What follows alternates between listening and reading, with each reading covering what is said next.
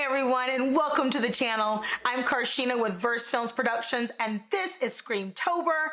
We're doing a video a day for 31 days up into Halloween, and this week is our most terrifying week of all, our franchise horror week. Let's see if your favorite is on the list. Let's go.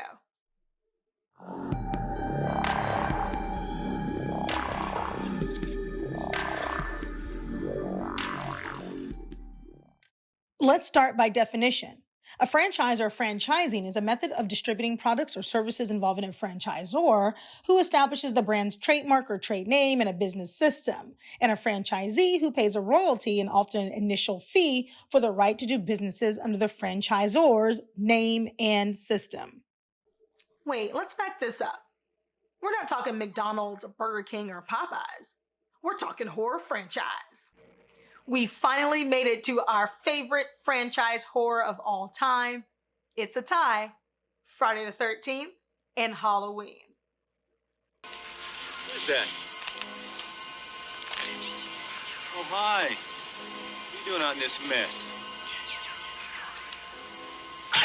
1, 2,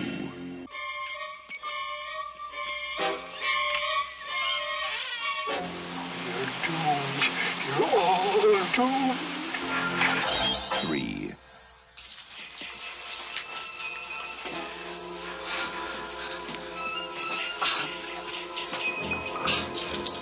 We weren't doing anything. We were just messing up. 4.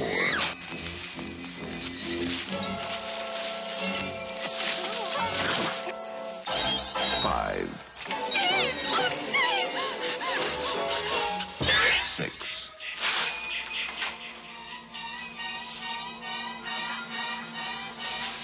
'Must be my imagination.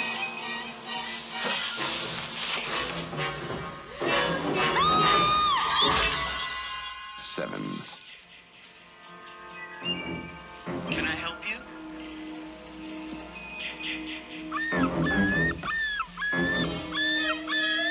Hello?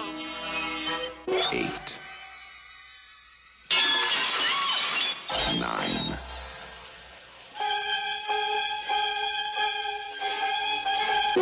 10.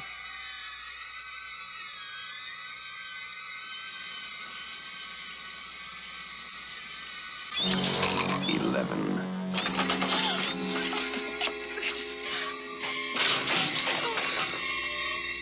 12. Friday the 13th. You may only see it once, but that will be enough.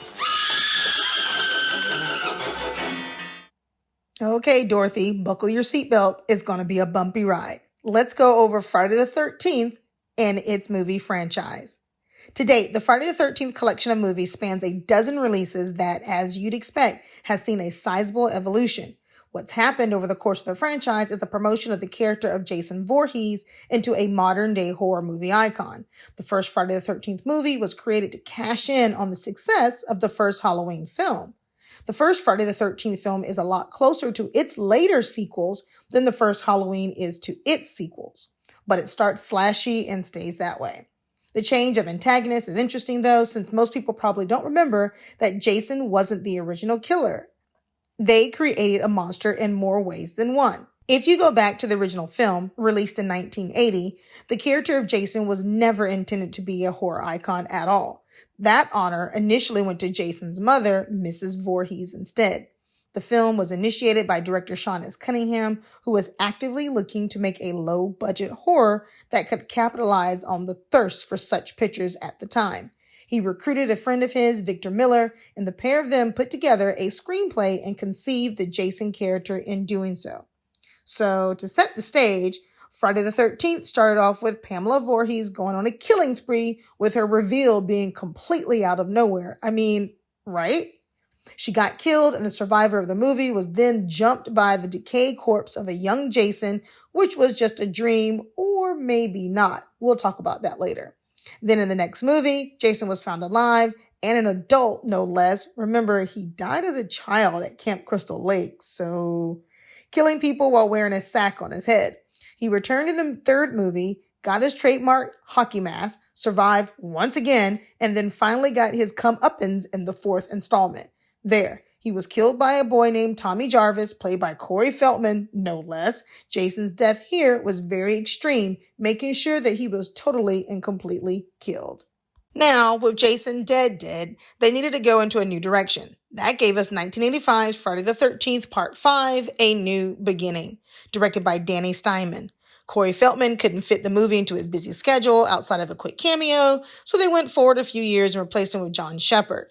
On one hand, the new Tommy looks like the dorky guy from the old Encyclopedia Britannica commercials of yesteryear, but he offsets that by being chiseled with a nice six-pack. I mean, it's Hollywood, right? Go figure. The movie then ends with the reveal that Tommy is going to start doing hockey mask murders anyway, meaning the movie has more to do with Psycho 2 than its prequel. People thought that was dumb, and so they brought Jason back as a zombie in Part 6.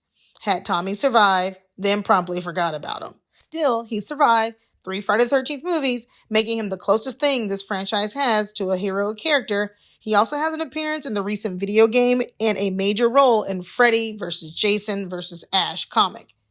As for Roy, who played the quote-unquote fake Jason, he was discarded by movie fans. He wasn't the real Jason, so he's glossed over. The mystery of the fake Jason was well done. The movie itself is a completely solid slasher movie with a lot of colorful victims and kills, but the who is Jason aspect has some good writing behind it. The first collection of films begin with the 1980s Friday the 13th. The movie establishes the basic premise of the series. Teenagers get bumped off by a killer and sets the savage tone for the sequels. As the sequels arrive, Jason Voorhees, the franchise's signature killer, becomes the star of the movies, and with each appearance, he is presented with new challenges, including a challenge in 3D, a boat trip to Manhattan, and even a journey into space. Yes, Jason X.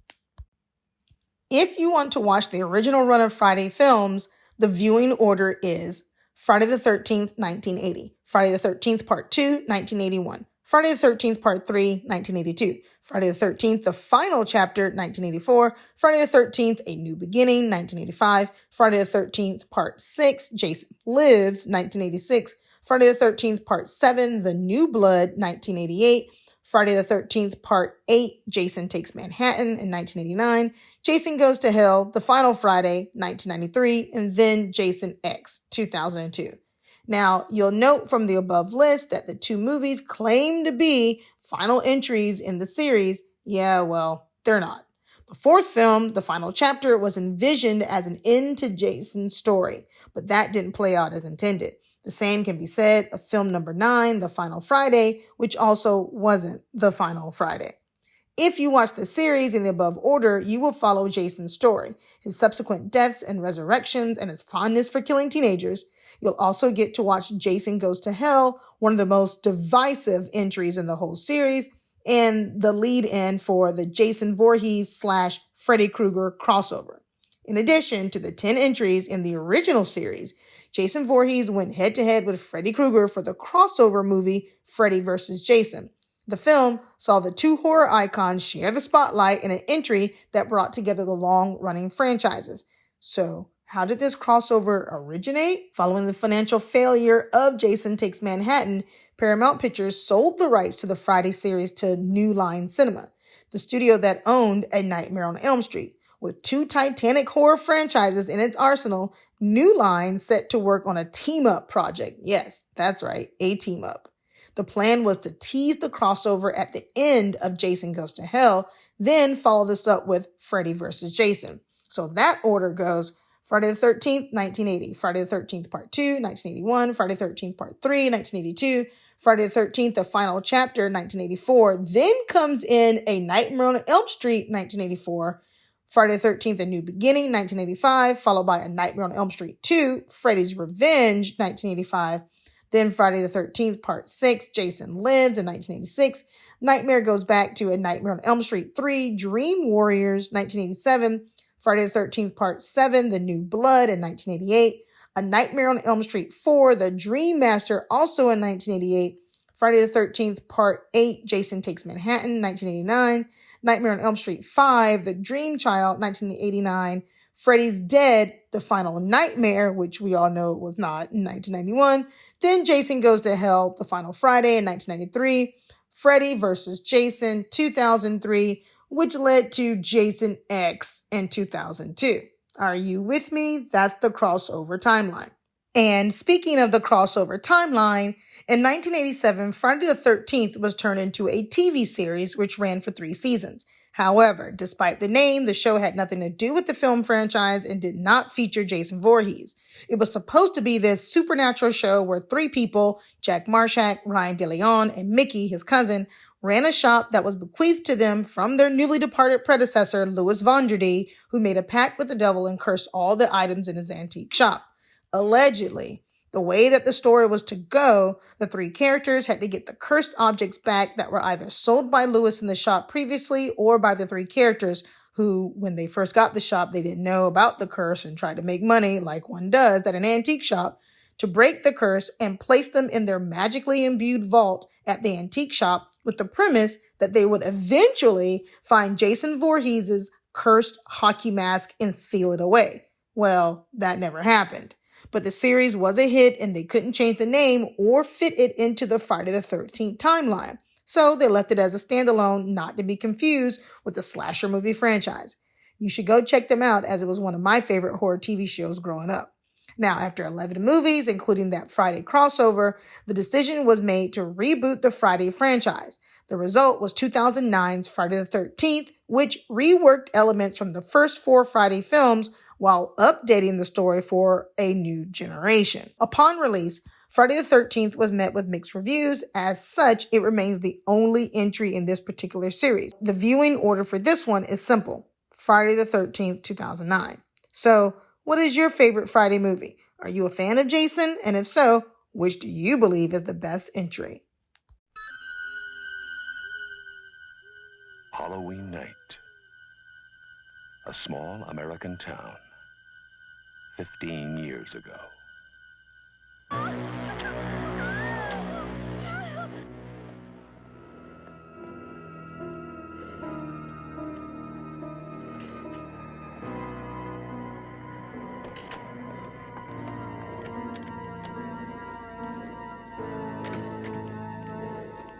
Michael?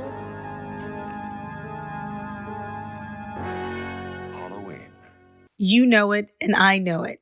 The 1978 classic horror film directed by John Carpenter, Halloween. 15 years after murdering his sister on Halloween night in 1963, Michael Myers escapes from a mental hospital and returns to the small town of Haddonfield, Illinois to kill again. Let's take the synopsis all the way back from the beginning. The year is 1963, the night Halloween. Police are called to 43 Lambkin Lane only to discover that 15-year-old Judith Myers has been stabbed to death by her 6-year-old brother Michael. After being institutionalized for 15 years, Myers breaks out on the night before Halloween.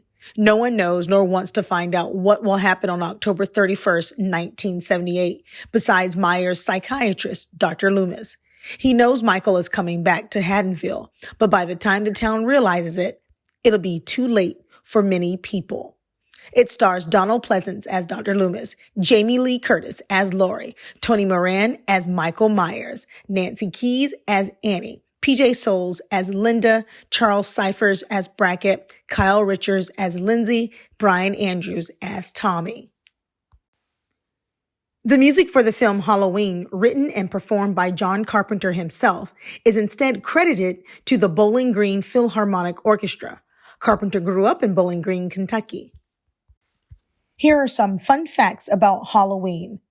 The original script, titled The Babysitter Murders, had the events take place over the space of several days. It was a budgetary decision to change the script to have everything happen on the same day, doing the reduced number of costume changes and locations required. And it was decided that Halloween, the scariest night of the year, was the perfect night for this to happen. John Carpenter was only paid $10,000 to write, direct, and score the film. Deborah Hill worked for no salary, but a percentage of the profits. As the film grossed in excess of $70 million, this proved to be highly lucrative. The character Michael Myers was named after the European distributor of Carpenter's previous film, Assault on Precinct 13 in 1976, as a kind of weird thank you for the film's overseas success. John Carpenter considered the hiring of Jamie Lee Curtis as the ultimate tribute to Alfred Hitchcock, who had given her mother, Janet Leigh, legendary status in Psycho in 1960. During the same period, Universal Studio producers and director Richard Franklin were trying to enroll Jamie Lee in the new production of Psycho 2. John Carpenter approached Peter Cushing and Christopher Lee to play the role of Dr. Sam Loomis. That was eventually played by Donald Pleasance, but both turned him down due to the low pay. Lee later said it was the biggest mistake he had ever made in his career. John Carpenter composed the score in 4 days. The Halloween theme is written in the rare 5/4 time signature. John Carpenter learned this rhythm from his father. Though the film credits the Bowling Green Philharmonic Orchestra for performing the soundtrack, in reality, most of the score was simply performed by director John Carpenter using a piano he had at his home, with Dan Wyman later making some additions to Carpenter's music with a primitive synthesizer. The stabbing sound effect is actually a knife stabbing a watermelon. A young Jamie Lee Curtis was so disappointed with her performance that she became convinced she would be fired after only the first day of filming. When her phone rang that night, it was John Carpenter on the phone. Curtis was certain it was the end of her movie career. Instead, Carpenter called to congratulate her and tell her he was very happy with the way things had gone. The fact that she was Janet Leigh's daughter probably didn't hurt. According to Hill, Curtis wasn't Carpenter's first choice. She says he wanted the daughter of the person on Lassie. All of the actors wore their own clothes, since there was no money for a costume department. Jamie Lee Curtis went to JCPenney for Laurie Strode's wardrobe. She spent less than $100 for the entire set. She shot the film while on hiatus from the sitcom Operation Petticoat in 1977. In the documentary short Halloween Unmasked 2000, it was revealed that the crew had chosen 2 masks for Michael Myers to decide on. The first was a Don Post Emmett Kelly smiling clown mask that they put frizzy red hair on. This was an homage to how he killed his sister Judith in a clown costume. They tested it out and it appeared very demented and creepy. The other mask was a 1975 Captain James T. Kirk mask that was purchased for around $1. It had the eyebrows and sideburns ripped off, the face was painted fish belly white, and the hair was spray painted brown, and the eyes were opened up more. They tested out the Kirk mask, and the crew decided that it was much more creepy because it was emotionless. This became the Michael Myers mask. Without a doubt, John Carpenter's Halloween in 1978 is one of the best-loved horror movies of all time. The film, about a masked killer who stalks a babysitter, is regarded as a classic of the genre, and thanks to its name and setting, it has become a perennial favorite, especially on October 31st. Of course, that's Halloween. In 2018, Halloween stalked its way into cinema screens. The slasher movie focused on the return of iconic serial killer Michael Myers as he ventured back to his hometown of Haddonfield after decades of being locked up in an institute. In the movie, Myers has spent 40 years at the Smiths Grove Psychiatric Hospital following a murder spree he committed in 1978. However, after managing to escape confinement, he returns to his old neighborhood to pick up where he left off. Which brings us to the present day in 2021, where a new addition to the horror franchise called Halloween Kills. In the movie, the burnt but very much alive Michael heads back into the town of Haddonfield to continue his killing spree. But keen to stop him in his tracks, the local citizens band together to take on the masked killer. Directed by David Gordon Green, Hollywood Kills stars Jamie Lee Curtis, Judy Greer, Andy Matichak, and James Jude Courtney. The movie picks up directly after the events of 2018's Halloween and sees heroine Laurie Strode discover the horrifying truth that serial killer Michael Myers survived the fire at her home. Of course. Which, here comes the spoilers, the last new entry will be Halloween Ends, due to come out in 2022. Yes, that has been greenlit to bring Forever Michael to life and die all over again. Because Halloween is so beloved and so well known, if you were to ask audiences to compile a list of iconic elements from the film, it wouldn't take long to jot down a few suggestions. At the top of the list would be the movie's theme song, which is so iconic that it has become an anthem for the Halloween season. If the theme wasn't the first thing that came to mind, then it would be the white mask worn by Michael Myers. Next on the list might be Laurie Strode, as played by Jamie Lee Curtis, followed by Dr. Loomis, played by Donald Pleasance. Perhaps next would be a quote or two from the film, and then the movie's tagline, "The Night He Came Home." At some point, the list would also include the Halloween movie poster, which has been a mainstay of the franchise for decades. The instantly recognizable poster includes the image of the knife-wielding hand of Michael Myers in front of a jack-o'-lantern. The image has appeared on the front of DVD covers, on t-shirts, postcards, and of course on posters, you name it. The image is simple, it's creepy, and it perfectly captures the tone of the movie. If you're a Halloween fan, like I know I am, you've probably looked at the poster countless number of times. Take a look at the hand the next time you look at the poster. Can you see it? Can you see the face that appears in the hand? No? Then pay close attention to the knuckles. If you look just below the first knuckle, you can see an eye. While if you look below the second, you will see a nose. A mouth can be seen between the third and fourth knuckle. And now that you have seen the face, you will never unsee it. So, what's the order of the movies and how to watch the Halloween franchise? Well, the truth is the Halloween movie series is very confusing, as only some of the films follow on from each other, and those that do are kind of all over the place. So, for example, Halloween and Halloween 2 follow the same continuity, while Halloween 3 does not. Halloween 4 and 5 and The Curse of Michael Myers 6 continue the story from Halloween 2. But then Halloween H2O, which is 7, and Halloween Resurrection, which is 8, ignore and contradict the events of 4 and 6.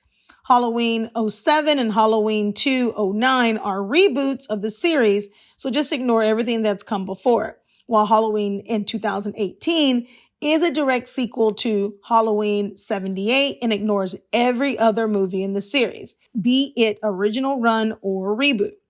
And then there are Halloween Kills and Halloween Ends, which continue on from Halloween 2018.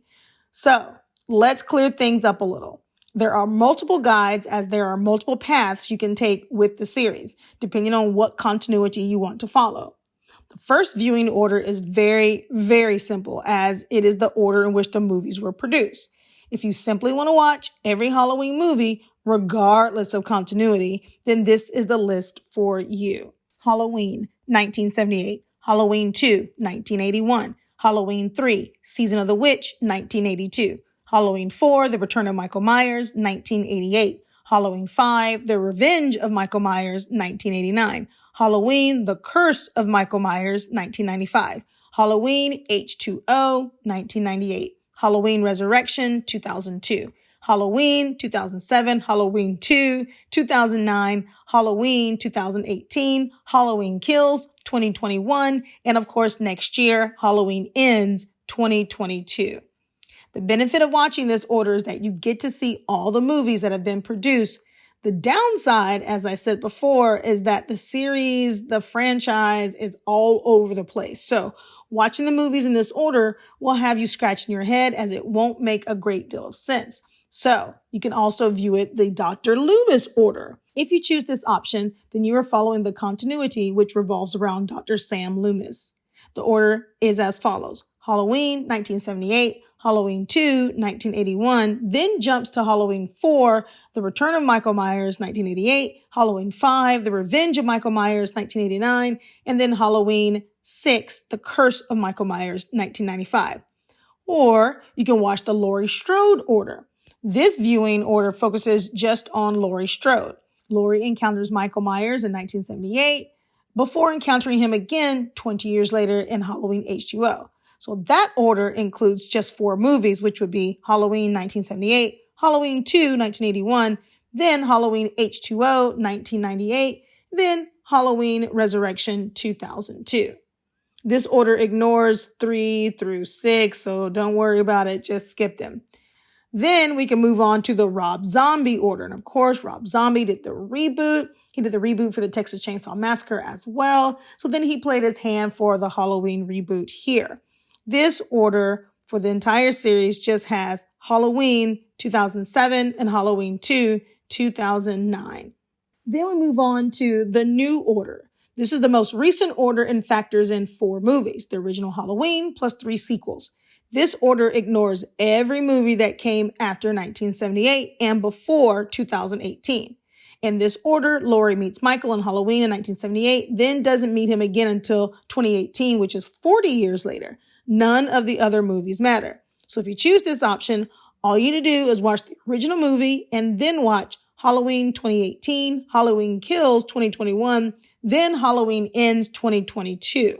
And the last order is called the odd one out order. Why? Because this order has nothing to do with Laurie Strode, Dr. Loomis, Jamie Lloyd, or Michael Myers. So if you want to watch this, pick this option. It only has 1 movie, Halloween 3, Season of the Witch. Season of the Witch, which saw creator John Carpenter hand the reins to a cohort and writer-director Tommy Lee Wallace, represented a dramatic detour from slasher films and used allegory centered on rampant consumerism that somehow segues into mass paganistic human sacrifice and even androids. The film takes audiences away from suburban Haddonfield, Illinois, to a Northern California small town setting in which Halloween masks, specifically ones resembling skulls, jack-o'-lanterns, and witches, are apparently big business. Yet the only game in this particular town is Silver Shamrock Novelties, a mysterious company that's pushing sales hard with a very irritating London Bridge jingle for the aforementioned trio of masks designed to be worn by children in front of their televisions set precisely at 9 p.m. for a Halloween night giveaway. However, this is obviously more than a bizarre marketing campaign, and a gruesome Trojan horse terror awaits the company's young customers. So director David Gordon Green's Halloween Kills in 2021 show a trio of Michael's latest victims carefully displayed on a playground merry-go-round, each adorned with a macabre mask of a skull, jack-o'-lantern, and witch, which of course are the glow-in-the-dark guises manufactured by the sinister Silver Shamrock Novelties Company in Season of the Witch. Very clever indeed. So, which order do you prefer to watch the Halloween movies? Do you like to watch all the movies in production order? Or did you pick one of the alternate options? Let us know. But there's a lot of gore too.